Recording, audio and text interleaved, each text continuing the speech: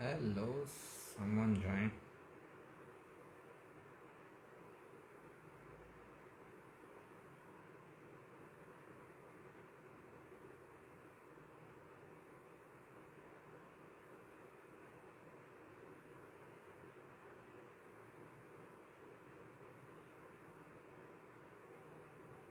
Good evening.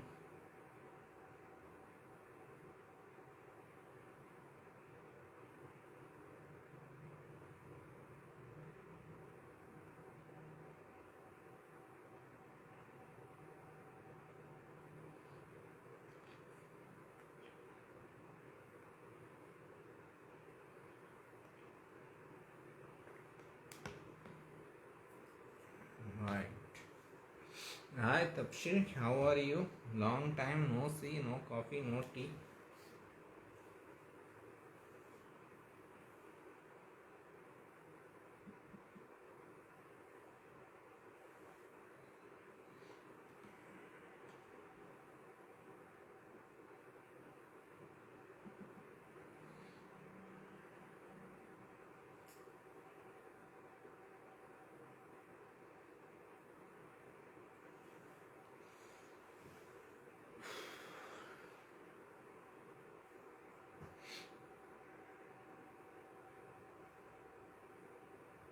Yes, so far so good.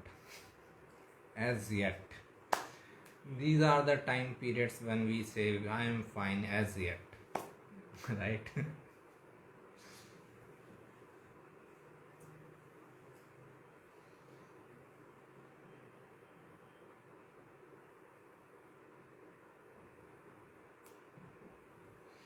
So, any questions from anyone?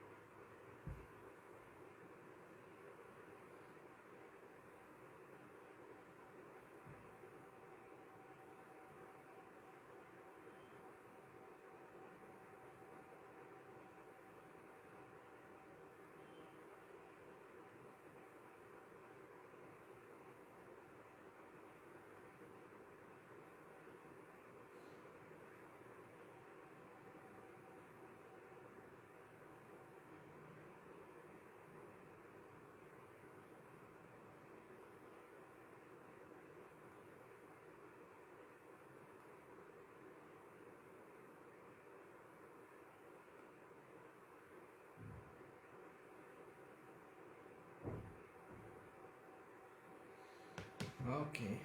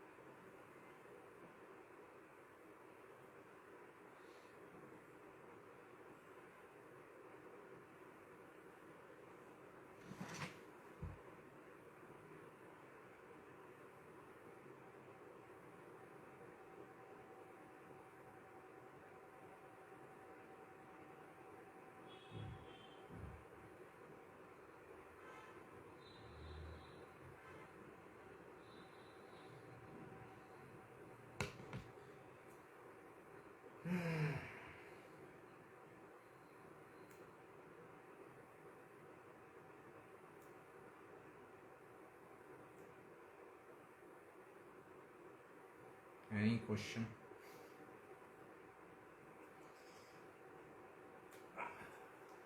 Otherwise,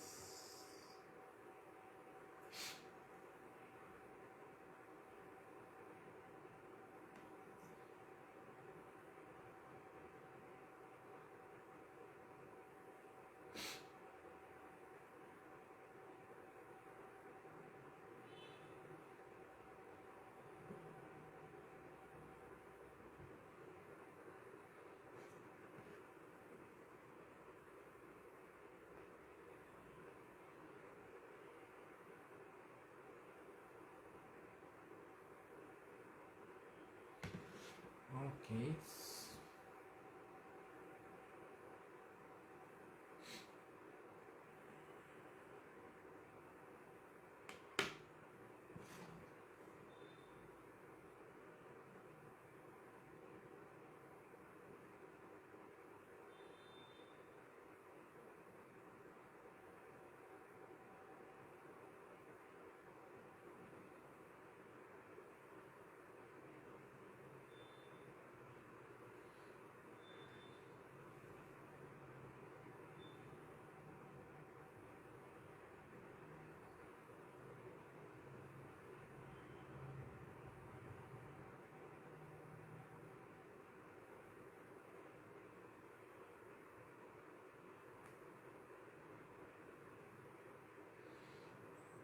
I'm waiting for questions.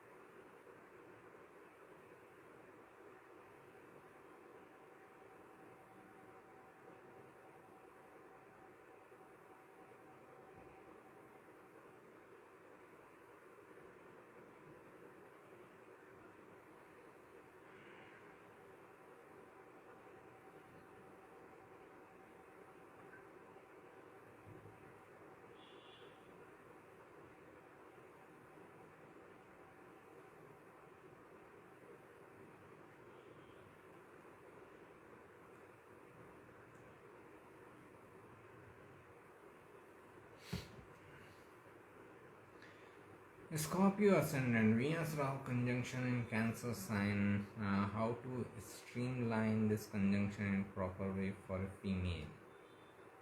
Cancer is the sign which is falling in ninth house for Scorpio people.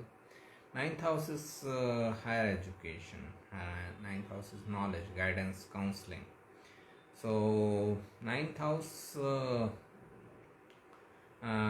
The ninth house Rahu Venus is like a person will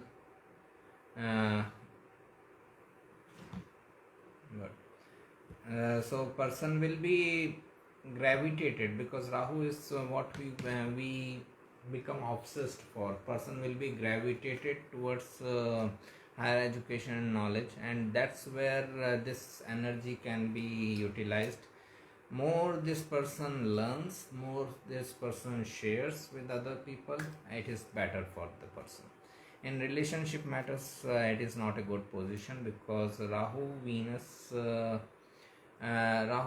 can make someone like highly obsessed in matters of relationship, obsessive desires and all.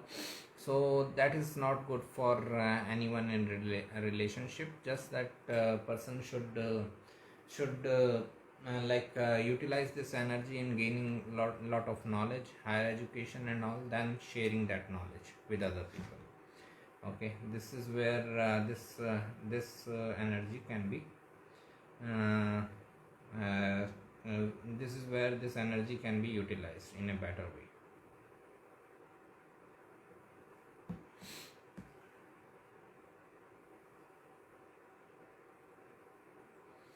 Namaste. How are you? How is everyone?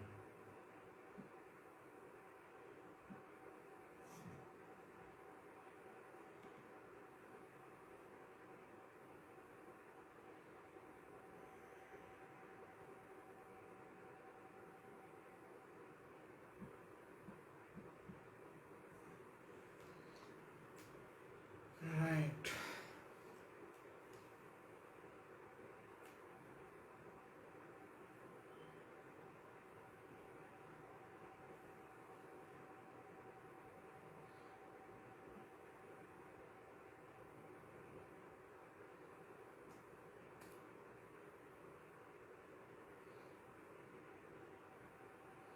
Also, like with Rahu in the ninth house, these people feel better when they are away from their homeland, especially if this person is also under Rahu Dasha.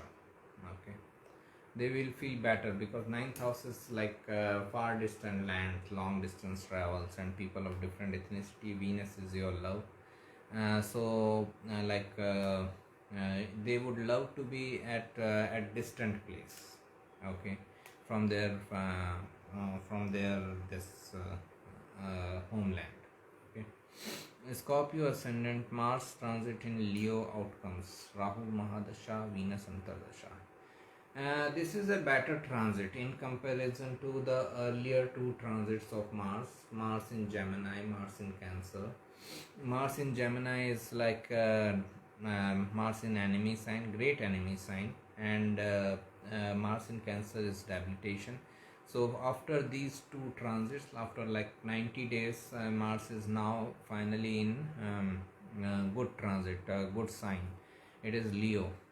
Uh, Scorpio ascendant, so focus can be career, 10th house transit. Okay, Rahu Venus Dasha is going on. I don't know your Rahu Venus position, so I cannot comment on that. I can only say that the focus will be on career or work. This person may find himself very active during this time period when Mars is transiting through 10th house Leo.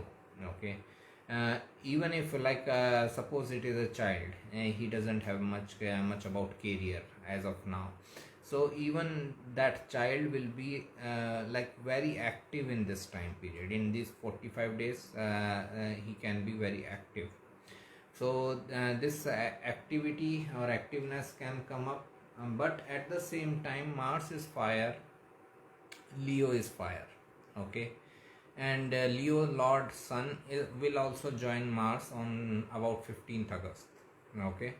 So at that time this transit can become very fiery one, okay. And now also it can become very fiery one with Mars in Leo. Like people can be aggressive, people can be like getting angry easily, okay, can be triggered easily into anger and all. So that can be one of the result of Mars, especially it is with Venus right now in transit. Mars Venus are together, so relationships may be difficult due to aggression or dominance or control. So and that's where Mars Venus conjunction in 10th house Leo can be difficult. But when Sun also comes into this 10th house Leo around mid of August, that at that time it will be like really fiery. Sun Mars in Leo, okay. You can utilize this energy in your career, in your work, be very active, join some gym, work out, use energy in jogging, exercise and all. You can utilize this energy there. Otherwise it will be utilized in anger, aggression. It is the same energy which you are utilizing at a different places, okay. So that is your choice where you want to utilize, okay. So this is where our free will can come into place. We can utilize the energy in positive pursuits and utilize this time period for some benefits rather than like anger or aggression or something like that.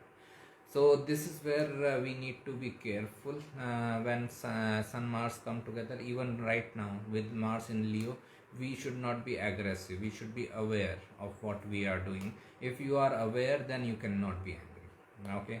Understand every negative activity, every single negative activity we do when we are not aware.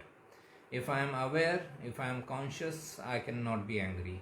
If I am aware, if I am conscious, I cannot be shouting at anyone. If I am aware, conscious, I cannot be stealing anything. I cannot be lying, okay. So awareness is the main thing. If you are conscious in the moment, that is main thing. We can utilize this energy in meditation also, meditation and other spiritual pursuits which may make us more conscious, more aware. Capricorn ascendant, Lucky Singh ji, what is the question? Capricorn ascendant, this cannot be the question, right? Leo ascendant, Rahu in the 12th house. How to reduce the effects. Rahu in 12th house Cancer. It can make someone a very spendthrift type of person. A person can spend a lot. Overspending can be one of the traits with Rahu in the 12th house. Okay, they can be on emotional extremes. Rahu in the 12th house Cancer. Cancer is the sign of emotions. Rahu is the obsession. So it can make someone go into obsessions in matters of emotion, either too happy or too sad. Okay, that type of thing. So this is where meditation can help the person. If this person meditates regularly, then he can calm down or balance out his emotions. Okay, he may not react to those things which where he may be reacting right now. Okay, so this is where this meditation can be helpful in matters of like losses and expenses also. If you are aware, you cannot be spending much, right? If you are aware, then that okay, fine, I don't need this thing, why I am spending on this. Okay, so the whole thing is about awareness, consciousness. If you are conscious in the moment, everything is perfect. So utilize this Rahu in Cancer in 12th house in meditation. Okay.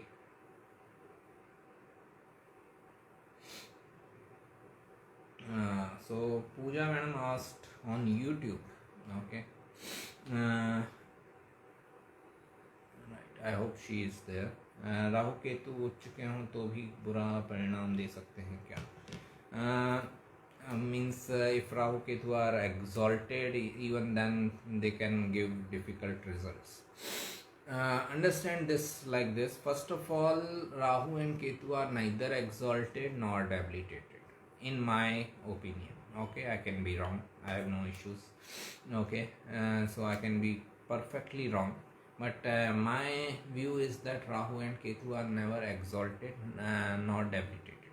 Okay, they are just doing their role in a particular sign. Rahu is obsession, Ketu is isolation. Right, I am taking this question only. So even if in Ucha house give bad results, especially in 6th, 8th, 12th house. Okay, so that's what I was saying, that Rahu and Ketu are neither exalted nor debilitated. Okay, they are just doing their work. Rahu gravitates us towards something and Ketu separates us from something. That's it. That is the only work they are doing in any house, in any sign. The popular view is Rahu is exalted in Taurus. Now understand from where this view is coming. We feel that Rahu is exalted in Taurus and Rahu is debilitated in Scorpio. Why so? Taurus is the sign of wealth and assets. Rahu in Taurus can make someone highly rich person. Okay, it can give lots of wealth because Rahu is gravitation and Rahu enhances things, explodes things. So Rahu in Taurus can make someone very wealthy. Okay, we all like wealth, we all like luxuries, conveniences of life. Okay, so if Rahu is in Taurus, that's why we feel that Rahu is exalted in Taurus, but because we want wealth. Okay, basically it is our desire to be become wealthy is making Rahu exalted in Taurus. But what I am trying to say, Rahu is doing the same work in every sign. In Gemini, it makes someone very communicative, highly communicative. Okay, in Cancer, highly emotional. In Leo, highly creative.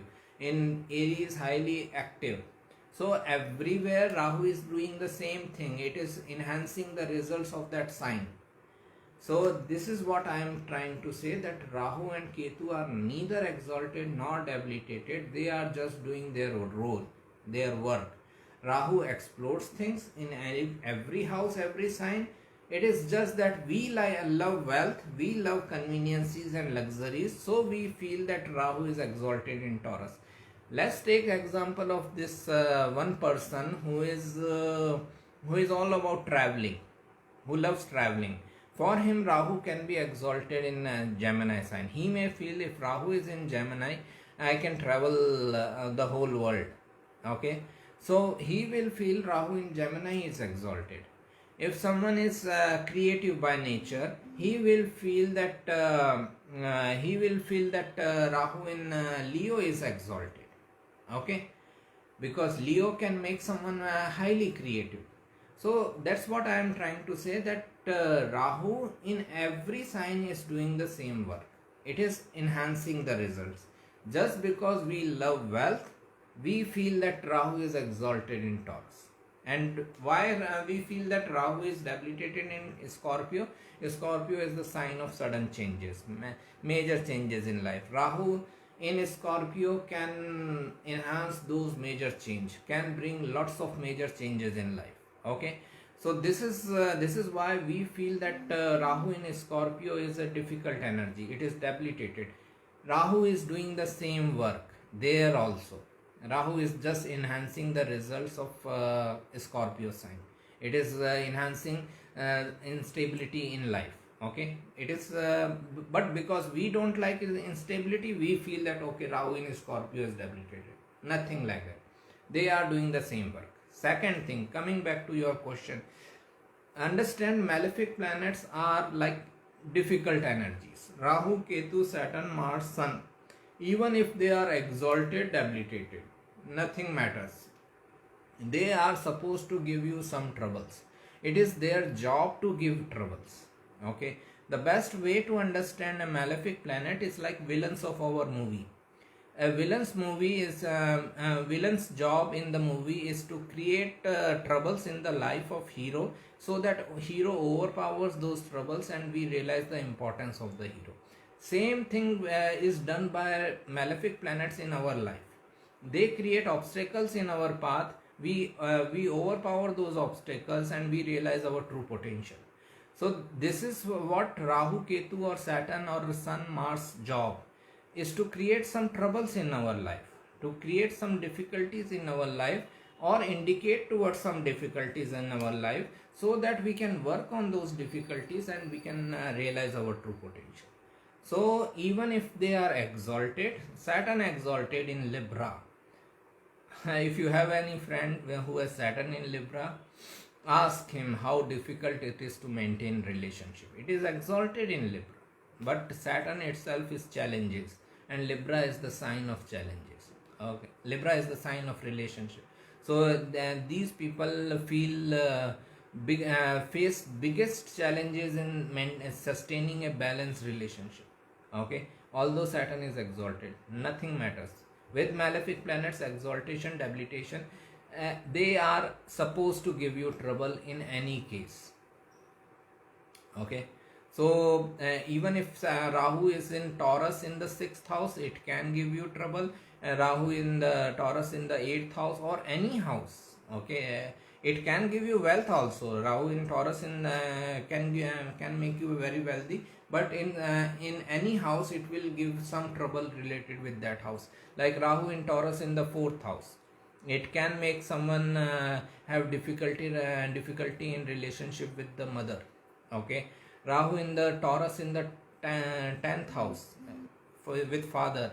Rahu in Taurus in the 5th house in love relationship. They can just obsessively go towards love relationship. This is the difficulty with all the malefic planets. Even if they are exalted, they are supposed to give you trouble. It is their job to give you trouble. Okay, what is the positive effects of Rahu in 12th house for Leo ascendant? Rahu in 12th house for Leo ascendant, positive effect. It can make someone interested in healing and healthcare. Cancer is the sign of emotions and nourishing people.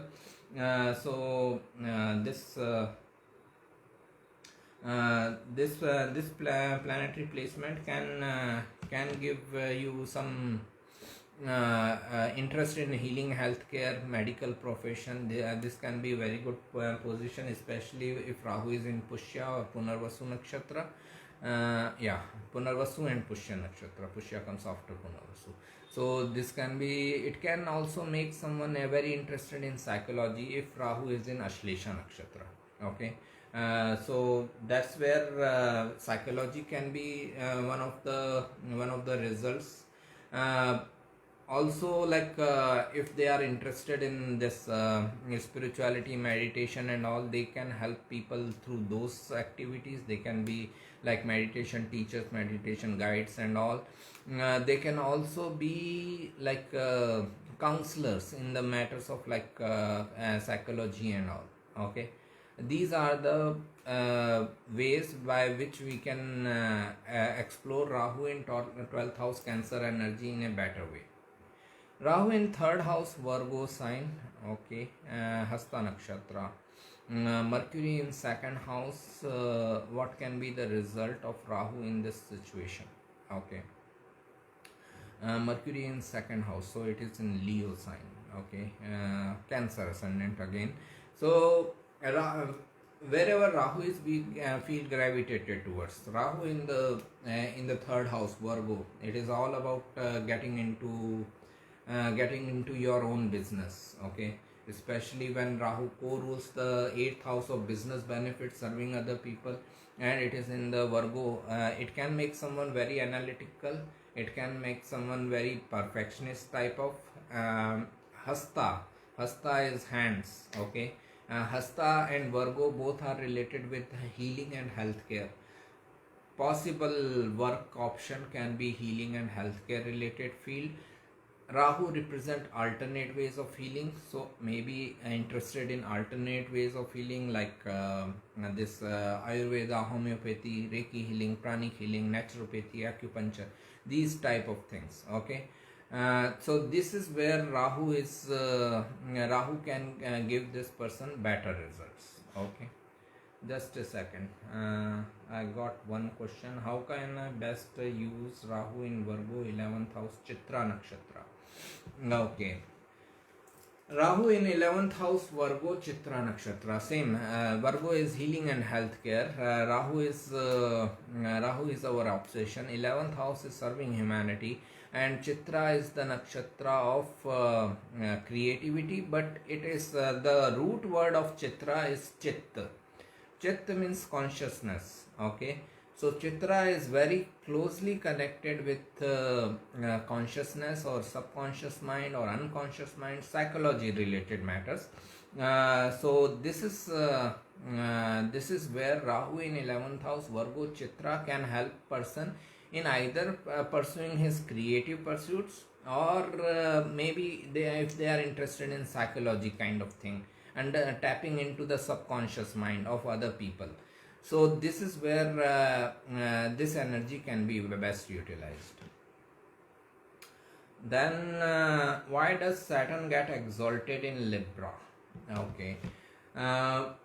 Saturn gets exalted in Libra because Saturn is servant. Okay, Saturn likes to serve others. And where do you find other people? You find other people in Libra. Libra is the sign of other people, masses, natural 7th sign, 7th house energy. This is where Saturn feels best. Saturn gets debilitated in Aries sign. Aries is the sign of individuality. Aries is where Sun gets exalted because Sun is king. King can be only the one person, individual. Saturn is servant. Saturn is not king, Saturn is servant. That is where Saturn in Libra, Saturn wants to be among other people.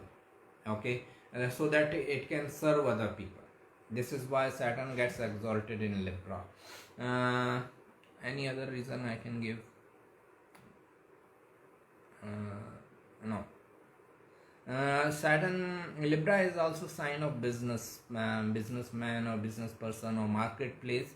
This is also why Saturn may work well, because it is working with other people, masses in the marketplace. Okay, and serving other people. So this is the reason. Can we see narcissism in the chart? Narcissistic person, in my experience, Sun Saturn energy exchange.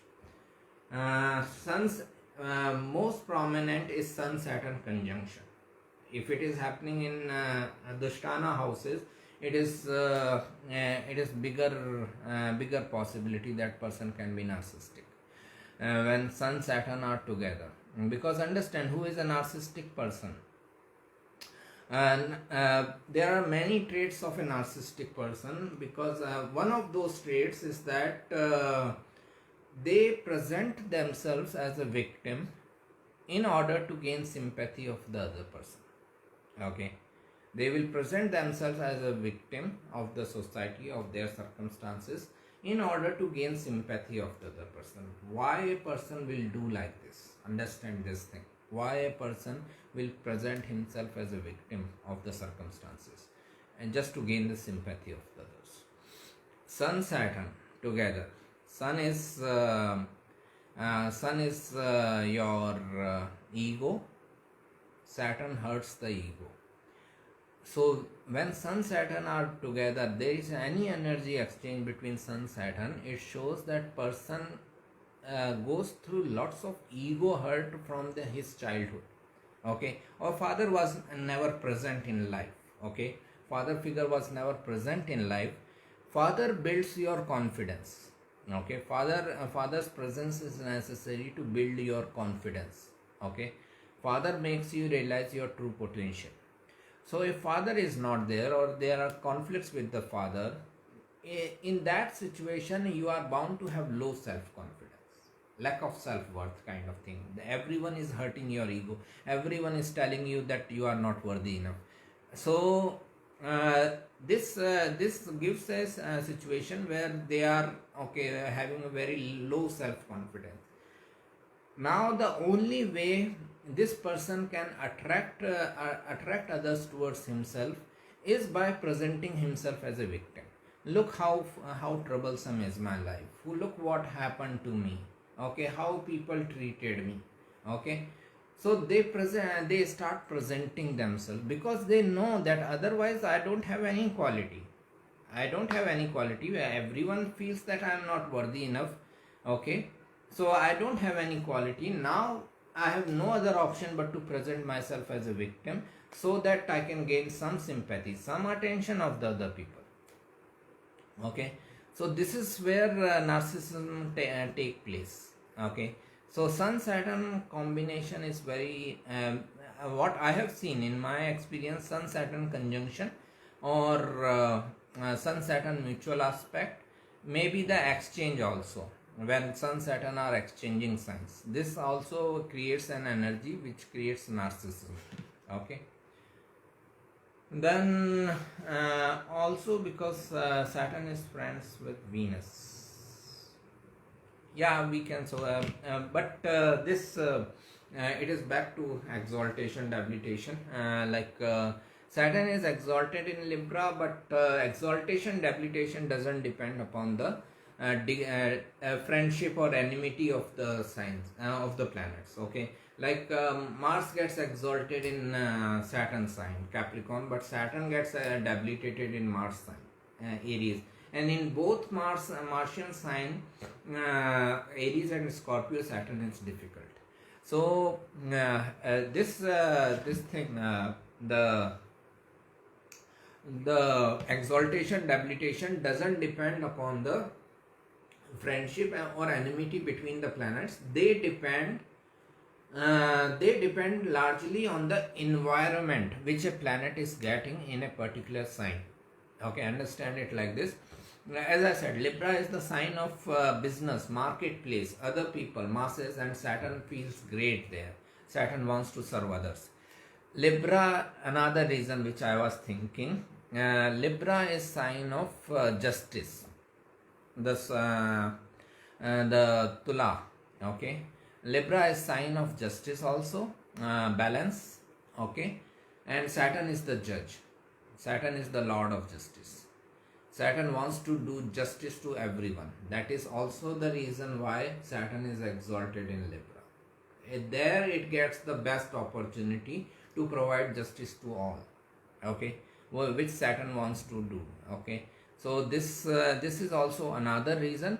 So what I am saying, that the exaltation, debilitation depend upon the environment a sign is providing for that planet. Okay, Wherever planet gets the best environment, that's where it gets exalted. Wherever planet has difficulty, that's where it can become debilitated. Jupiter gets exalted in Cancer, okay, because Cancer is the, not because Cancer is ruled by Moon and Jupiter and Moon are best friends. That is not the reason. Cancer is the sign of emotions and nourishing, of taking care of people. Cancer is also sign of mother and motherhood, motherly nourishment, and Jupiter is teacher. Our first teacher is always our mother. And if we reflect back on our life, all our best teachers, most favorite teachers were always mother like. They nourished us. They nourished us with their knowledge. Okay, so that's why Jupiter gets exalted in Cancer. Why it is debilitated in Capricorn? Capricorn is the sign of law and order. It is the sign of rules and regulations. In Jupiter in Cancer, person is freely sharing knowledge. Okay, he is bound to share knowledge. He has no other option but to share knowledge. It is very natural for that person. Jupiter in Capricorn person is like about rules and regulations. Okay, my period is this much, 40 minutes period, 40 minutes time I have for you. You can ask any questions in these 40 minutes. Don't bother me after these 40 minutes. This is the language of Jupiter in Capricorn. This person is not freely sharing the knowledge. Okay, that's why Jupiter gets debilitated in Capricorn.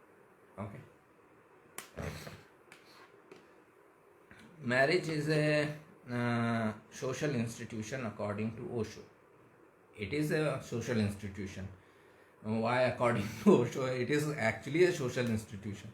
Your website also reflects the same, but current India has the old tradition of marriage system only till now, which is why I find many people are having boring faces. Okay, so what should be the base of personal relationship if we need to get it through along without boring? Is there any suggestion for this, sir? Osho has said that it should not be like a relationship, it should be relating. It should be a continuous process. Okay, understand what he wanted to say is that as I understood, okay, I cannot say that what he wanted to say, as I understood from him, that it should be like when you create an institution like marriage, or when you say the relationship, okay, it is like it is stuck. It has no progress. The two people are together now, and they are supposed to be together throughout life. They cannot move away from each other. It should not be the case. Okay, the ideally it should be relating. Okay, not relationship. It should be a continuous process where I am trying to relate with my partner every day, and she is also doing the same thing. And the day we feel that okay, there is no love and emotions and care left in the relating, then I should leave, and she should also leave. Okay, there is no point in carrying on a dead relationship. And once you create a relationship, it is bound to be dead, because both the parties will start taking each other for granted. Okay, so this is the only thing that that what I understood from Osho is that first of all, he was not against marriage marriage in itself. He said that marriage should be the result of love. People should be in love first, and then they should get married, because that is where the possibility is there that you will cooperate with the other person. If love and emotions are involved, if love is not involved, if it is an arranged marriage scenario, it is very difficult to cooperate with someone for whole life. Then you will see these boring faces only. Okay, so this is the first thing. And then also when love has changed in converted into marriage, then also the complete independence should be there, that if person wants to leave you any day, he should be free or she should be free to leave. No society should have any say that okay, divorce is a stigma and you will be seen like this or that. Nothing. It is none of their business. So if a person is not feeling happy in relationship, they should be allowed to leave each other. Okay. So this can make a relationship or marriage a more lively institution, because you can't take other person for granted. Okay. What is the effect of Sun in sixth house in Aries ascendant and Rahu in second house aspecting Sun? Sixth house Aries ascendant, so it is fifth lord going into the sixth house. They can have some conflicts in their love relationship matters, obstacle in their education. It can make them take education, interested in education related with law or medicine, especially if it is in Hasta Nakshatra than medicine, or in Chitra Nakshatra than law. That is better possibilities. Then Rahu aspecting it. Rahu is a malefic planet. Rahu eclipses Sun. There is no eclipse here, but it is still aspecting. Sun is your fifth lord, education. Sun represents career, so it can bring some illusion related what career one should follow. It can bring some illusion related with what education one should follow. Okay, there can be illusion related with that. Plus they can have conflicts with their father when Sun is in the sixth house. Sixth house is the house of conflicts, and Sun represents father or any authority figure in your life, so you can have conflicts with them. Okay, this is what it shows. I have found certain group of people having the similar moon signs. For example, mystics like Osho and Sadhguru have moon in Sagittarius sign. Many actors have moon in Gemini sign or in water sign. Many politicians have moon in any of the fire sign, mostly Leo. Many martial artists have moon in fire sign. So is that the moon plays a major role in shaping one's role in life than other planets? Moon is the most frequently changing planet. Okay, suppose within two weeks, okay, let's say in July only, from 15th July to 30th July, lots of children will take birth, but within 15 days moon will be only moon will be changing its sign. Okay, majority of planets will remain in the same dignity or same positions. House positions can be different as per the ascendant, but sign positions will be the same. So only moon will be changing. That's why moon is important. That's why moon is most important planet in a way, because it represents your mind. Moon's sign position, moon's house position shows where your mind is working, where your mind is taking you, because at the end of the day it will take you. At the evolution level where we are now, mind and body is the same.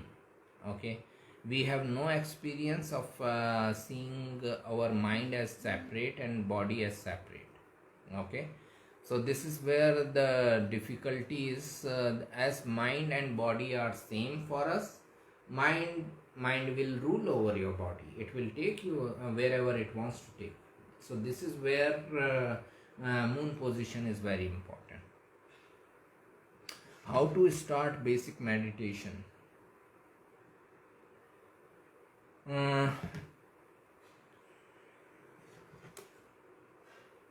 Just a second.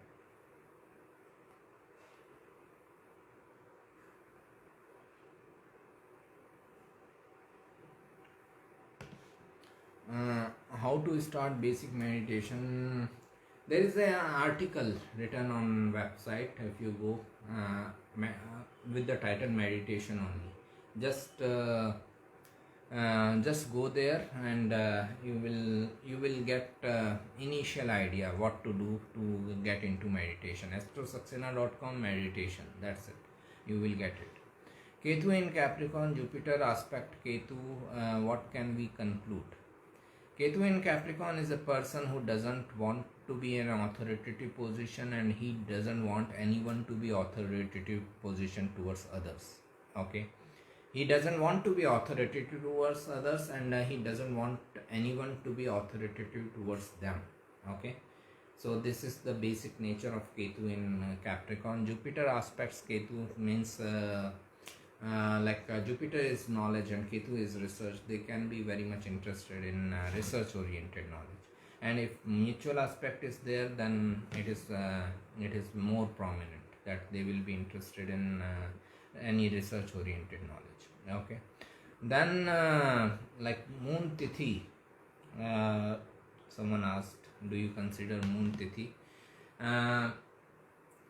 I never considered actually looking at Moon Tithi of the birth chart, and then it has its rule use. I'm not saying that this thing is useless or nothing like that. It has its use, but so far I didn't need to like go into that thing. Okay, Moon Tithi. But when it comes to giving a muhurat to someone, okay, someone wants to start something and he wants some auspicious date or time, at that time I will look into Moon Tithi. Okay, Moon's transit and Moon Tithi.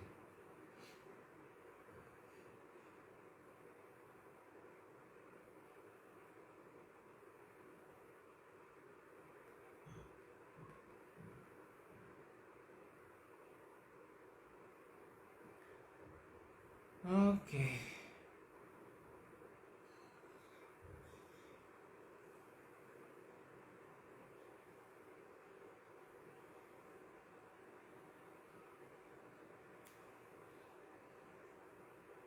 I am fine, madam. How are you?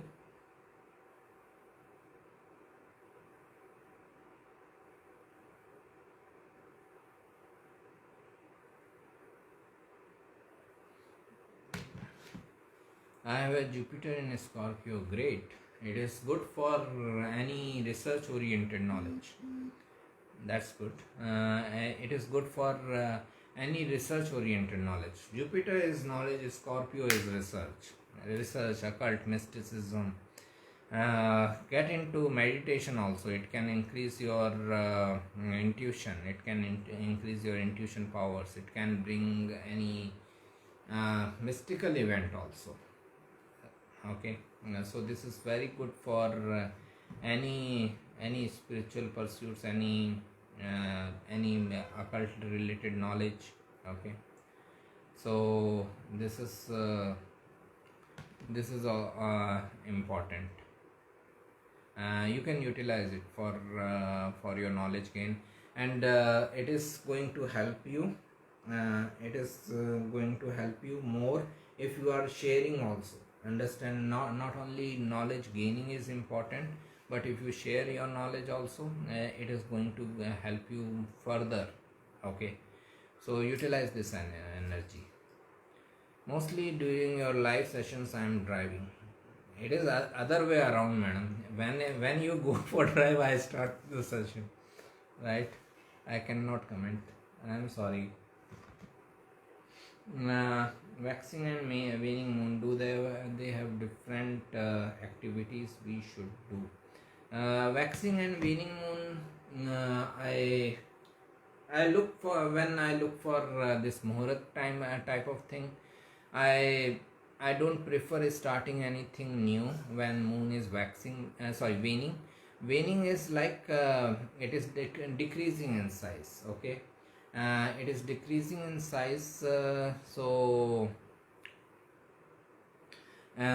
What it shows, that if you start something new, or if you are planning for any investment, when moon is waning in transit, your investment will decrease. Okay, the value of your investment will decrease. Waxing is, shows when you invest something, when you start a business in waxing moon, that will grow, because waxing moon is growing, right? So this is where I look into waxing and waning moon.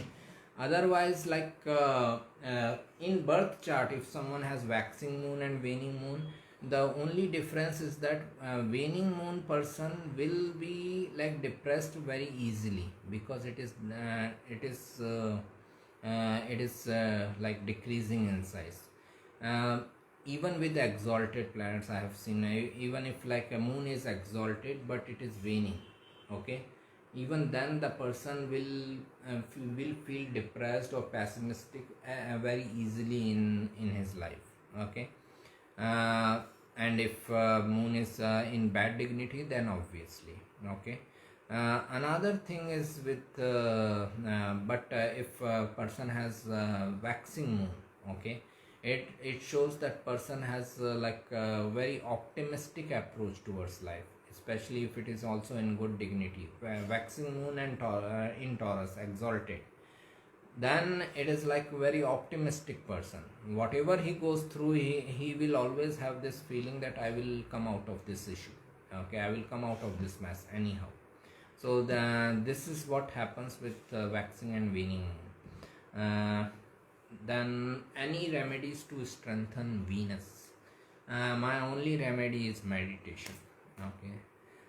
If you can meditate regularly, there are three remedies from my side: meditation, awareness, open to counseling, okay. If you are meditating regularly, it will be better for you. If you are aware of your planetary placement, okay, if you are aware of your planetary placement, what you can expect in life, what you cannot expect in life, then you can avoid many of troubles in your life. And if you are open to counseling, okay, if someone is counseling you, if someone is guiding you, I am saying that because many at times people want consultation, but they only want consultation as per their desire, okay.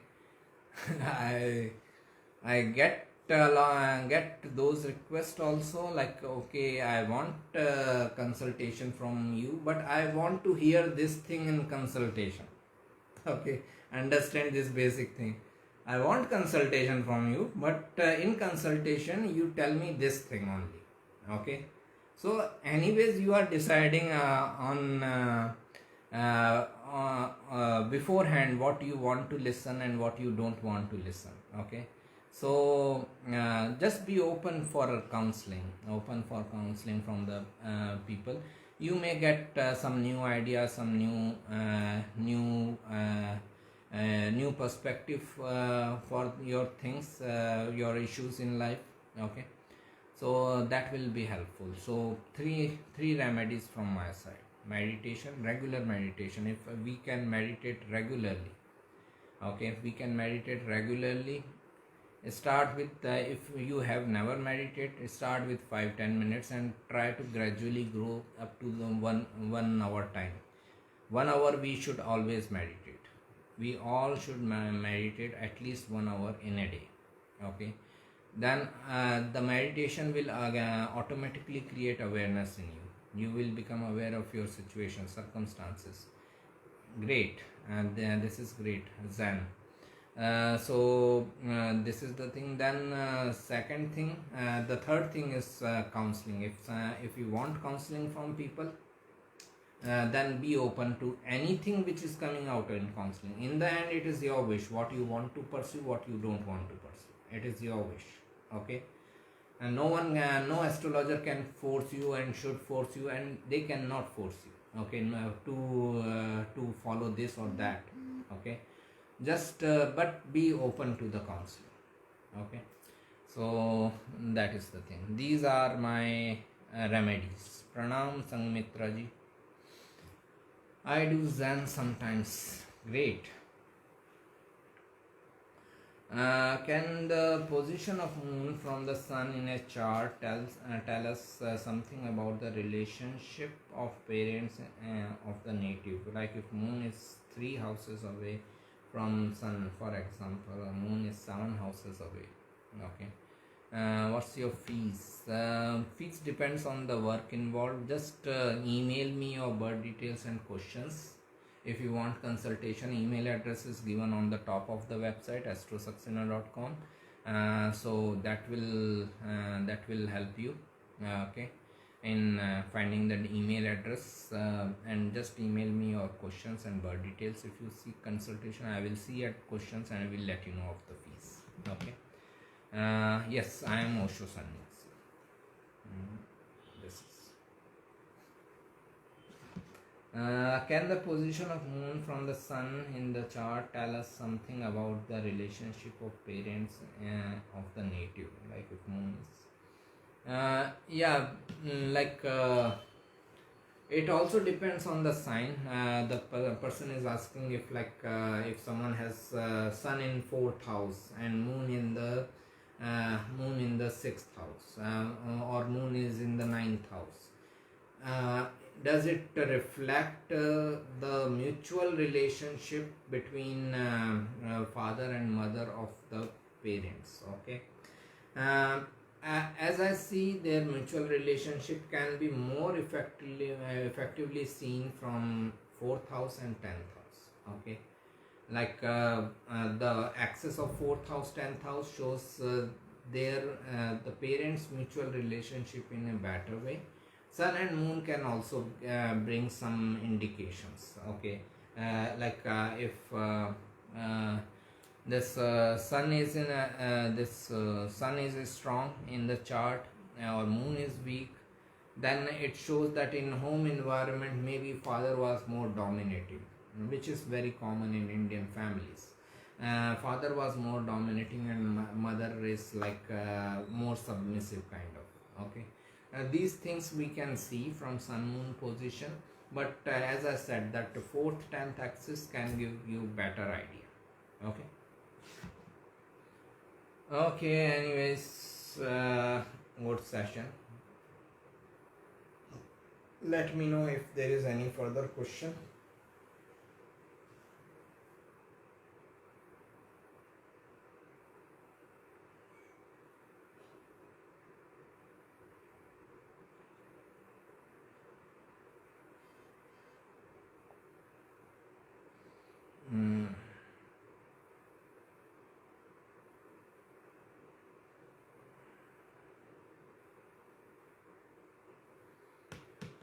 Okay, thanks for joining. Great, nice. It started late, but people ask good questions. Thank you. Thanks for asking all the nice questions. Moon in Gandanta position is difficult for emotional stability. Moon is your emotions, and Gandanta position is last 3 degrees of Cancer water signs and first 3 degrees of fire sign. So if moon is in the last 3 degrees of water sign, first 3 degrees of Cancer sign, fire signs, then it is considered as Gandanta. Okay. As I understand, Gandanta degrees of water signs are more troublesome. Okay, because water signs represent your emotions: Cancer, Scorpio, Pisces. Moon is in Gandanta. Moon itself represents emotions, so it can make someone feel emotionally drowned. Okay, someone can feel that okay, I am losing everything in my life. Okay, when moon is in Gandanta degree. It also depends on the nakshatra. Like Ashlesha. Ashlesha is anyways a difficult nakshatra for moon. So they can be very difficult in managing their emotions in a very practical or realistic way. So this can further bring difficulty, but moon in Gandanta is like emotionally drowning of person. Person feels that he is losing everything in his life during that time period when there is moon dasha going on, or someone is having major transits going in Gandanta. Okay, this can become troublesome. Ashwini moon is Aries moon. Aries is if it is in the first 3 degrees, then it is still in Gandanta degrees, but it is fire sign. Okay, that this person is like may not feel that emotional drowning. They are more about go getter. Understand one thing. Aries is the first sign. Ashwini is the first nakshatra. So they want to be first at every place. When moon is in the Aries and Ashwini, they want to be first at every place. They are highly competitive. Okay, so this is the thing with uh,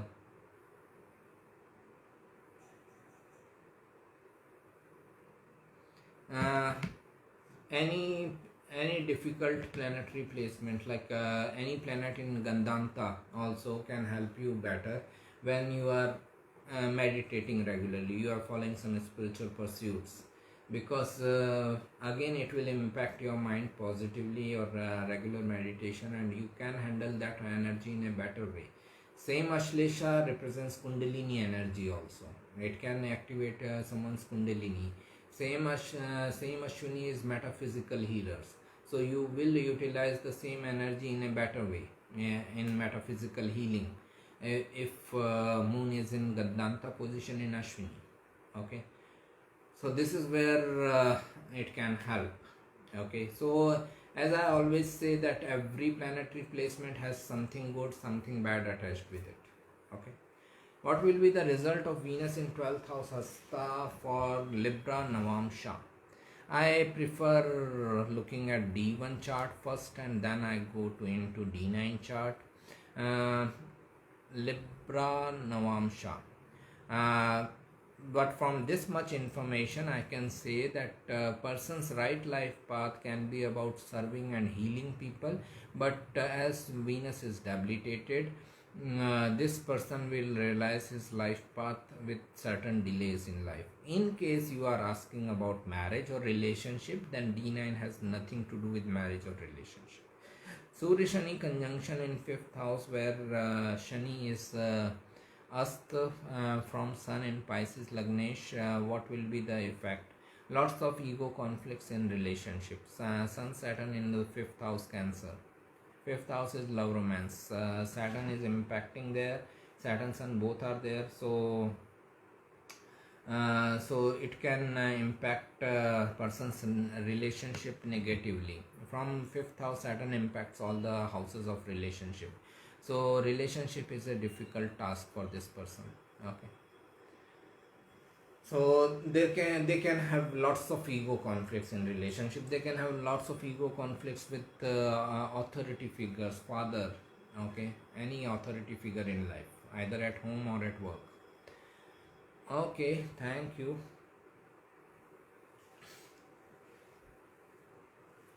Let's meet next week. I hope you enjoyed the session.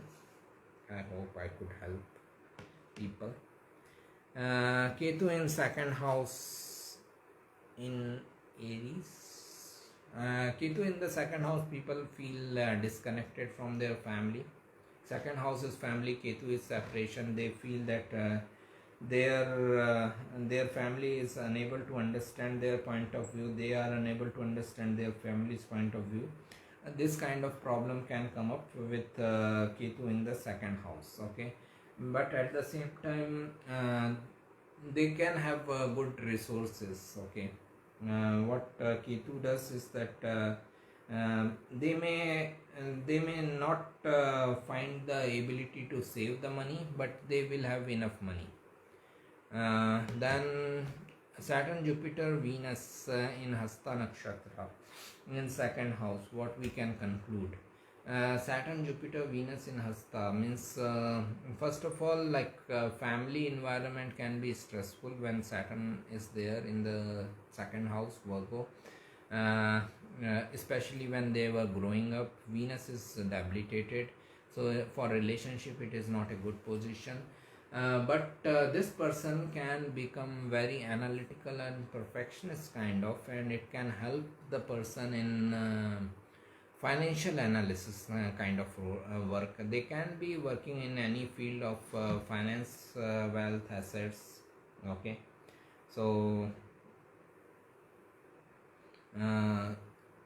so it may It may help you in that finance, wealth related matters, but in other matters, relationship matters, family life, it is a difficult position of having Saturn, Jupiter, Venus together in Virgo. Does maturity of planets actually work, like they can become more stable? It is not maturity of planets, it is maturity of yourself as a person. After that particular age, you are supposed to behave in a matured way. Okay, and there is only one way to know if you are mature or not mature. If you are repeating your mistakes, then you are not mature. Okay, that's it. It is not understand, these planets are roaming around in the sky from thousands of years. Okay, times immemorial, maybe as ancient as the existence itself. So in that case, they are very mature. We need to become mature. Okay, so this is not their maturity age, this is our maturity age. But it hurts human ego to say that we may become mature at 35 years of age. Okay, it hurts human ego. So we say that Saturn matures at 35 years of age. We are highly matured. Now only Saturn is there, which needs to be matured. Venus in 8th house in Libra, instability in relationship. Okay, especially if it is in Swati Nakshatra, person may feel that his independence is taken away. Chitra Nakshatra can have lots of ego conflicts. So Vishakha Nakshatra is split.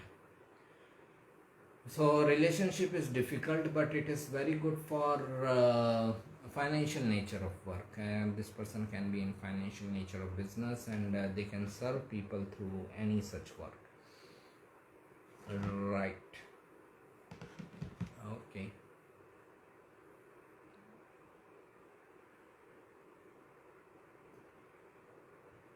Okay.